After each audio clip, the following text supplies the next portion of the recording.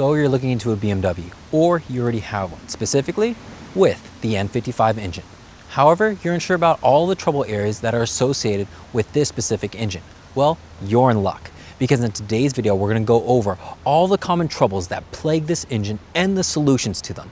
That way you can determine for yourself whether or not this engine and this BMW is worth your hard-earned money and time. Let's get into the video.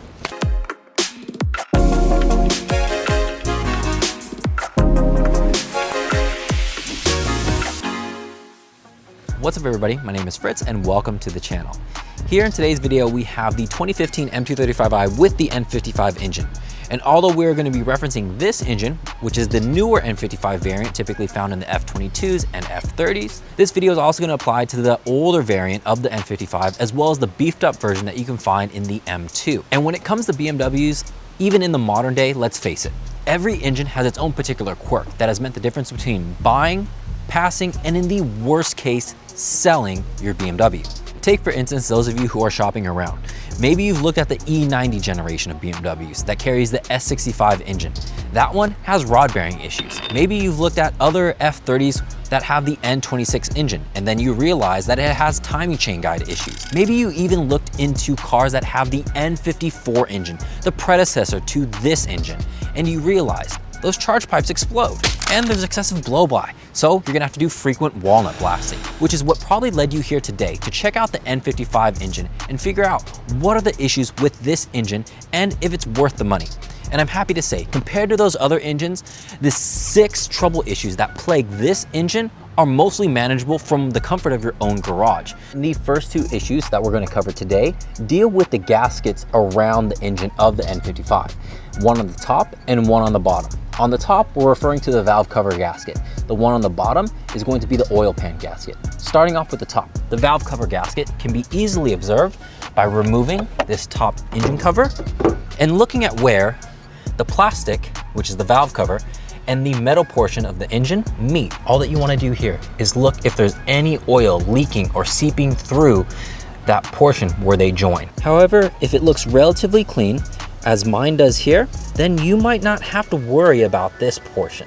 Now, in order to check the oil pan gasket, you're gonna have to get underneath the car. And although it might not always be convenient to do this, this can be easily done during a pre-purchase inspection or the next time you're at your mechanic. Simply remove the under panel and check the oil pan where it meets the bottom portion of the engine and check that seal for the same thing that we did with the valve cover. Check for any seeping, run your fingers in the tighter areas that you can't see, and if you're all good there, you have nothing to worry about with the valve cover gasket or the oil pan gasket. Now, if both of your gaskets are holding up well, there's no need to change these parts out prematurely, because slowly and maturely over time, they're going to weep out some oil from the gaskets. And then at that time, go ahead and order the parts or take it to your local mechanic. That way you can get it repaired, which is the opposite approach of the next part that I'm gonna talk about. And that is the plastic charge pipe. Just like the N54, the N55 has a thin-walled plastic charge pipe that brings the air from the intercooler into the throttle body. That combination of a thin plastic carrying pressurized air in a heated area over and over again causes the charge pipe to break, crack, and sometimes even shatter, even under stock boost. So change out the charge pipe even if it hasn't broken yet. And while you're there, I would say you might as well change out the intercooler and boost pipe, considering the working space that you have and the connection of these 3 pieces together. But this makes a whole lot more sense when we jump underneath the car. And once you're underneath the car and remove the under panel, you're gonna be able to see your intercooler, which in my case is the full metal version from BRSF, the 6.5 step version. You'll be able to see right there that it's connected to the boost pipe, which carries the compressed air down into the intercooler. And that compressed air gets cooled as it passes through the intercooler.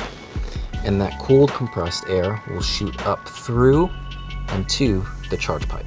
And when you see how the intercooler and charge pipe connect, you'll realize this is the reason why it's a good idea to change them out together, especially if you're doing this as preventive maintenance, because the OEM charge pipe is actually one long solid plastic piece, and it makes it really hard to get out if you have the intercooler in the way when you're trying to pull it out. Most of the charge pipes for the N55 are a 3-piece. They have this bottom piece right here, the top part that feeds directly into the throttle body, and then the silicone coupler that joins the two parts. And in my personal opinion, if you already have the intercooler out, and if you're willing to tackle the charge pipe, the boost pipe is a lot easier. You don't necessarily need to have the intercooler removed to do this job. It's just a whole lot easier with it out because you have this extra working space when you're putting in and removing the old pipe. And just as a quick tip for those of you who are going to tackle the charge pipe yourself, although it might look fine, especially from the top of the engine bay, when you're all done with the installation, reach your hand completely around the silicone coupler to make sure that it's properly seated around the upper and lower portion of the charge pipe. Mine actually wasn't seated on the lower portion, and I got a check engine light and my car went into limp mode. So hopefully that prevents you guys from experiencing the same thing.